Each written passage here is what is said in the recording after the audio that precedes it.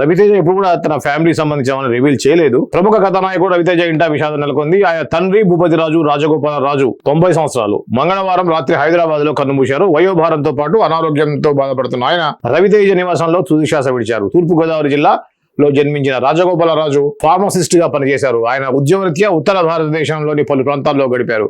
తనపై అమితాబ్ బచ్చన్ సినిమాల ప్రభావం ఎక్కువగా ఉండడానికి కారణం అదే అని రవితేజ పలు సందర్భాల్లో చెప్పారు.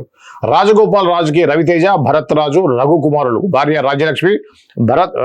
భరత్ రాజు 2017లో కారు ప్రమాదంలో మరణించారు. రఘు పలు సినిమాల్లో నటుడిగా మెరిశారు. భూపతి రాజు రాజగోపాల్ రాజు మృతి పట్ల అగ్ర కథానాయకులు చిరంజీవి, పవన్ కళ్యాణ్తో పాటుగా పలువురు సినీ ప్రముఖులు సంతాపం వ్యక్తం చేశారు. బుధవారం జూబ్లీహిల్స్లోని మహా ప్రస్థానంలో అంత్యక్రియలు జరుగుతాయి. రవితేజ తెలుసు, చిరంజీవి తర్వాత మన తెలుగు సినిమా పరిశ్రమలో స్వయం కృషితోటి పైకి వచ్చినటువంటి హీరో రవితేజ. చాలా స్ట్రగుల్ అవుతూ అసిస్టెంట్ డైరెక్టర్గా ఉంటూ చిన్న చిన్న క్యారెక్టర్ చేస్తూ హీరోగా ఎదిగాడు.